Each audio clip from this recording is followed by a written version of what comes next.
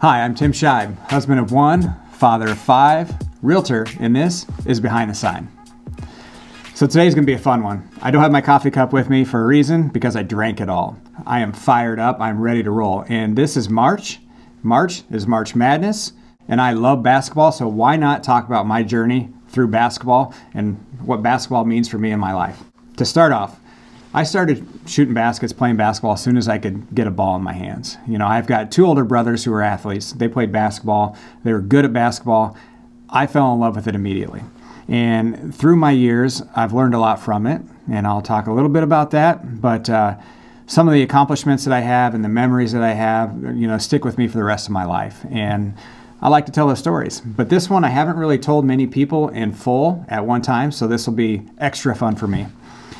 So, back in high school, I went to Ankeny High School, is where I live. It's where I sell real estate. And I had a coach, back behind me, I've got a Bobby Knight, Sports Illustrated. He was a hard-nosed dude. Bobby Knight was a guy that he would get on his players, use foul language. He's actually a pretty funny guy if you've done any research on the guy. But Bobby Knight was an intimidating man, and he was an absolute genius when it came to basketball. So I moved to Ankeny back in 7th grade, and a few years after that, obviously, I got into high school. And the high school basketball coach, he was a rough guy. I mean, he was a biker, hard-nosed. He was hard on people. But something about the guy reminded me of Bobby Knight. And come to find out, like, his favorite coach was Bobby Knight. So he was like a mirror image in the high school sports of Bobby Knight, but he did not swear. One thing he never did was swear. But he was tough. He was a Gold Glove boxer.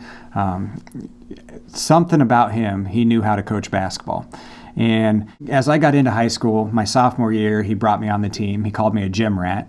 And that was the one thing about me. Like, I played basketball all the time. I was around it no matter what. Instead of going out and partying when I was in high school, when it came nighttime, I'd go find the best hoop with light. There's a hoop at a church that we went to that was probably, the rim was, I can remember to this day, it was about 9'5", but it was bent down a little bit, so it was about 9'3" or 9'2". I loved playing on that hoop because I would dunk, and the more I could dunk, the higher I hoped I would jump. So I continued to play basketball into the nights all through high school. Anytime the gym was open, I was in the gym. So Coach Ireland at the time saw me in the gyms all the time when I was a freshman, and I was always there, always hung out. A couple of my friends were a little bit older than I was, and they played on the varsity team, and I played with them all the time. During season, not during season, we always played. So my sophomore year, I made it onto the basketball team, and I didn't really play much, sat on the bench, got to play JV and sophomore basketball. And one of the things that was so nice about being on the team as a sophomore was we had an amazing senior group of guys. They were so good. And I had a freshman that was on my team, Ryan Sears. He ended up playing at Creighton. Should have played in the league, but he didn't. They were so good. And sitting there, even though I wasn't playing in the games, I was practicing. I played my butt off in practice. I learned a lot by playing against Ryan's older brother, Todd. He was amazing. This team was so good that I learned so much from those guys on work ethic. I learned so much from those guys on just how to play the game intelligently. And listening to the coach those guys helped me out a ton too. Because Ireland was a genius on the fundamentals. And one thing, if you're a basketball player, you need to wait for the screen. You cannot teach that to kids today because they just don't listen. They don't listen to that simple fundamental that will, A, get you open if you wait for it, and B, you won't get your teammate a foul for setting a moving screen. Very simple, right? So I listened to everything he said, and as our year ended with that team, we ended up losing, I think, in the semifinals, and then we ended up playing in the consolation game and got third place. But this team was made up of 6'5" Todd Sears. He could jump out of the gym. He averaged, I think, like 29 points a game. And what player averages 29 points a game? He was good. And we had John Kruzik was 6'4". He could have been 6'5". We had Steve Abbott. He was 6'10" with arms that reached to the ceiling, and he was a good ball player. All three of those guys played college ball. Todd played college baseball and professional baseball, and he could have played basketball anywhere if he wanted to. And we had Steve Olson. He was our point guard. He was a point guard from sophomore season on, so he knew the game extremely well. He was very quick, and he was a savage on defense. And Jay Skelton, he was one of my best friends. Is one of my best friends. He was a lefty. He was a guard. He could shoot the ball, and he could just dribble. And so between that group of core guys, there was another, that's 5, so there was another 4 seniors that were really, really good. And they were solid, right? We ended up losing in the consolation game, or in the semifinal game, which was, to me, it was crazy that team lost. But we did. So what that means is, coming back my junior year, we were terrible. We had one returning player, and he was going to be a sophomore. Now, he was good, but he was going to be a sophomore. And he had not matured physically at all. So here we are coming into this season as one of the top-rated teams the year before, not having anybody coming back except for one freshman going to be a sophomore.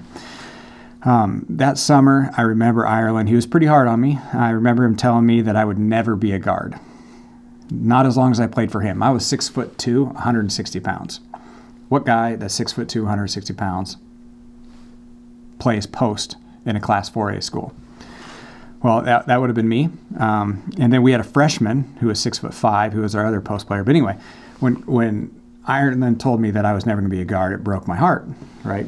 I went home, not going to lie. It was during summer camp. I went home and I cried my eyes out because I wanted to play college basketball. I had a dream to play for Northern Iowa. Why Northern Iowa? I don't know. Probably because it was D1. It wasn't the biggest and the best D1, but it was D1. I wanted to be a teacher, and I definitely wanted to coach. Those are the things I knew I wanted to do since I was in 8th grade. So UNI was on my hit list. That was my target. It's the only place I really wanted to go. But I knew that if I didn't learn how to dribble or play basketball, like, how am I going to be recruited as a 6'2" post player? Didn't happen. So went that junior year. We started out, we played the number 1 team in the state in Hoover.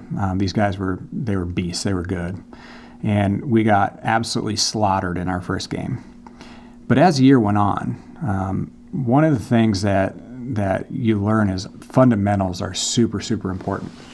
And like I said earlier, Coach Ireland and Kissinger, they beat fundamentals into us. We were a small team, so we had to have fundamentals. We had to execute perfectly. And as the team went on, man, we learned the plays forward, backwards. We learned all the deviations. We learned all the tricks. We learned everything. And we'd been running that same offense as a group since we were in 7th and 8th grade. And so throughout that year, we just kind of got better and better and better. We had an all-state point guard in Ryan Sears. He was a sophomore, but, I mean, he was good. And then we had P.J. Dotrieve, who was, they all compared him to Pete Maravich because he had floppy hair, but he had talent that you wouldn't believe. Like, kid could score when he wanted to score, and he was crafty with the ball. His defense, if he watches this, he'll know this because I say it to his face, right? His defense was suspect, but it was only suspect because he was always looking to get the steal. So he's the guy that would sneak around someone from the back and wait for him to make a pass and jump the pass and steal it. But when the guy didn't make that pass, he always left his guy open over here. So, but I'm telling you what, he was so good. He was an all-stater that he was a dynamic part of our team, actually our leading scorer. So we had Ryan and PJ as the 2 guards. We had a freshman center at 6'5". Kid didn't sweat. We always laughed because he'd come into the huddle of a close game and he'd walk over and he'd sit there and there wouldn't be a drip of sweat running down his head. He was cool, calm, and collected. That's one of the things that Ireland always said as a team we need to be. Well, that was Prentice. He was our post player. Amazing ball player, very fundamentally sound and very consistent. And then there was Tom Wiersbicky. He was a lightning bolt. He was our 3-man. He could shoot the ball, but he was fast, and he got a lot of breakaways, and he was very quick on defense. And then we had one senior who came off the bench. He was a football player. He was fast. He could shoot pretty well, but his best part of his game was defense and rebounding, and he came in and he filled that spot. But he could play all the way around. He could play point guard. He could play post player. So he was the guy, basically our main sub. I know in our state championship game, we had one sub that entire game, and I think 3 of us might have played the entire game. So he came in, Jeremy Hill, he came in and he filled that gap amazingly. So here we are, this team, terrible at the beginning of the year, no experience. we get down towards the end of the year and we end up winning state. And it was just, amazing that this group of guys was able to win state. The year before us, they were clearly way more talented than us. If we would have played them head to head, I don't know what would have happened, to be honest. I'd like to say our team would have won just because it was our team and we played so well, but they were extremely talented. With that being said, high school was a grind. We weren't the biggest, we weren't the best, but we always got it done. And we were persistent. Fundamentals, just like in business. If you're persistent in business, if you do the fundamentals that you're supposed to do, if you do the things you're supposed to do, you're persistent, you will succeed. And that happened on the basketball court. So that's the first lesson that I learned from high school basketball. Fundamentals. Do what works and don't deviate. Do what works, do it persistent, do it consistently. Make sure you follow what works. Because if you start doing things that don't work, then obviously you're not going to go down the route down the path that you want to go down. Now let's step into college, right? I never got recruited. I got a few letters from Simpson. It's a small college here in Iowa, and I got a couple letters from Coe College, but they weren't real serious. I never had a coach call me and say, hey, I want you on our team. I had a coach grab me after one game and say, hey, you'd be a good fit, and that was the Simpson coach, but that's it. 6'2", 160-pound post player. The Simpson coach saw that I could run up and down the floor and I could shoot the ball, but, and at Simpson, that was okay. So the second year we went to a state tournament, we played against Iowa City. We played them in the first round of the year we won state, my junior year, and they had twin brothers that were guards, Terry and Tony Kress, great ball players, right? Well, Terry Kress committed to UNI, and my senior year we played them again, first game at state. This time they got the better of us, but I remember walking into vets and hearing a couple players say Eldon Miller was a coach at UNI, a place where I knew I wanted to go. And Eldon Miller was in the gym. Someone told me that he was coming to watch Terry Kress play. And I'm like, oh, now's my chance. And so I came out at my senior year, first round of state tournament. I think I had like 18 points in the first half. Might have only scored 1 point the second half, but I came out and I showed what I could do, and I was super excited about that. Obviously, I didn't get any phone calls because I still played post. And when you play post, you don't learn how to dribble as a guard. And Division I guards know how to dribble. So that wasn't going to work out very well for me. But I knew that I wasn't going to play in the NBA. So my mindset was education first. I didn't really want to try and press any D2 schools. I didn't want to go junior college. Plus, none of them called me, so I didn't really. Where was I going to go? No coach knew me. I would have had to reach out to small schools, which wasn't something I wanted to do. So I went to UNI.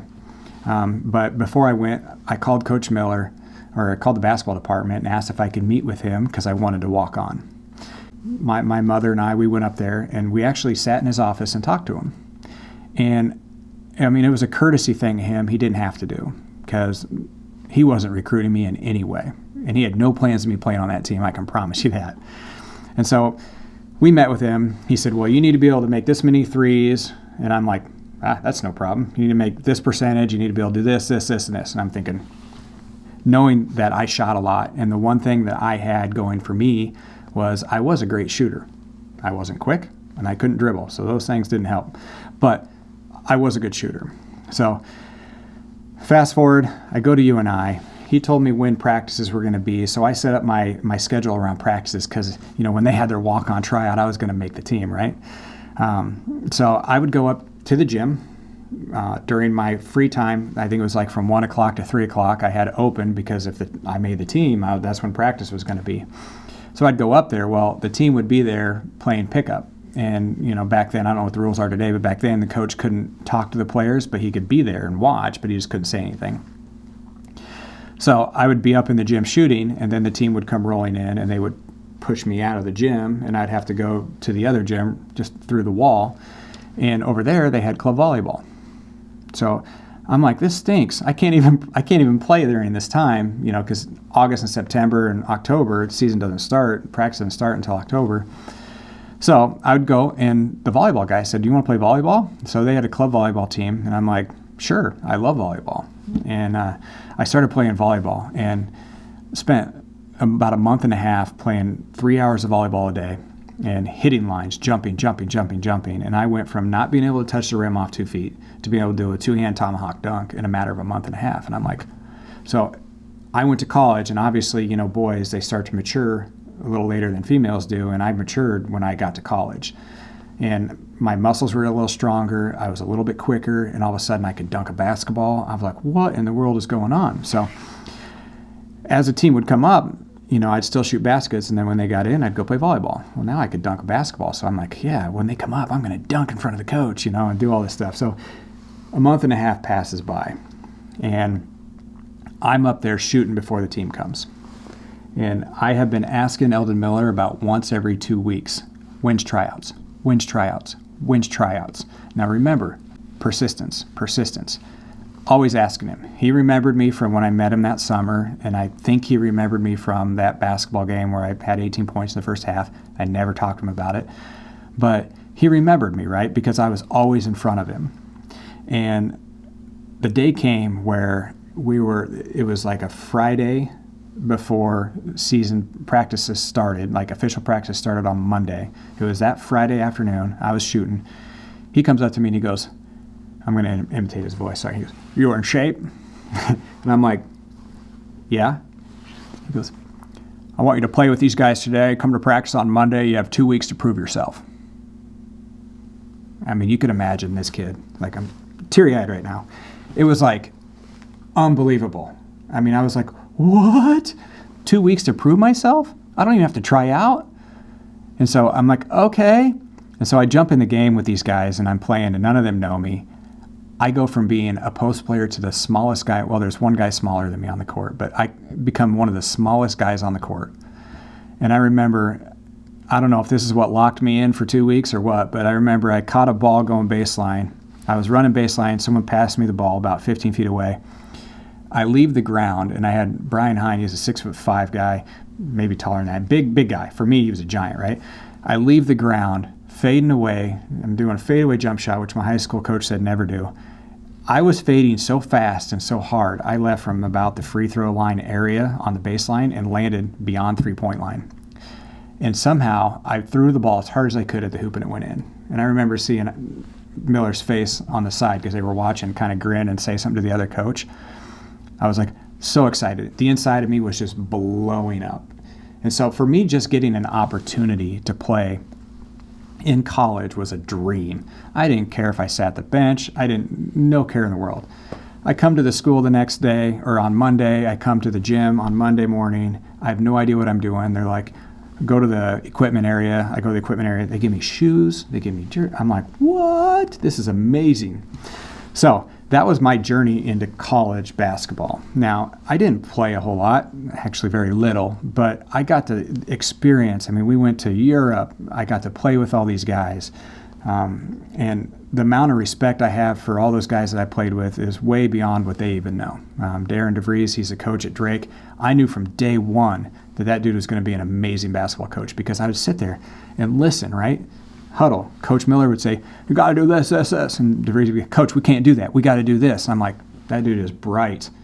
Coach would say, "All right, do that."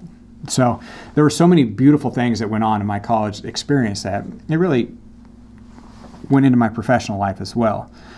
But the thing that I take from that experience in college basketball and getting to that level, I didn't even tell you this. When Coach told me that, I might have played, but I can't tell you how fast I got back to my dorm to call my mom and be like, "Mom, I'm on the team." She would just, it was a very emotional thing for us. So, and I called my dad too. I mean, it was definitely something that, and my brothers, my brother didn't believe me, like always. But so anyway, going through that process, staying consistent and persistent, put me in the right place at the right time. And a lot of people can say it's total luck. And the reason Eldon asked me to come on the team, I didn't even say this either, was because a player I think he got homesick. I don't even know. But the player left the team like on that Thursday night, and they needed one more body. I happened to be there. I was always there. I was always asking for tryouts. The persistence and the determination to be on that basketball team, it came through, and I didn't think I was going to. I had kind of lost hope, actually. But I stayed there, and I love basketball, so why wouldn't I go shoot in my free time? So in business, in life, you got to be consistent. You have to have desire. You have to want something. If you don't want something, you're not going to get it. The universe will bring you what you want if you want it badly enough. And so in closing, basketball has brought me so much and taught me so much that it doesn't even relate to sports. It relates to real life. Consistency, persistency, desire, if you heard what you think about, you bring about, all that stuff happens, and it happens if you chase it hard enough. So I guess with that being said, it's March Madness. All those kids out there playing basketball, don't take it for granted. State tournament, all that, everything. It's an amazing experience. If you're a youngster and you're going into that life and you want to play basketball, or you want to play a sport, or you have a dream of being a videographer, or if you have a dream of being something, an actor, be persistent, stay on track, and maybe someday you'll get there.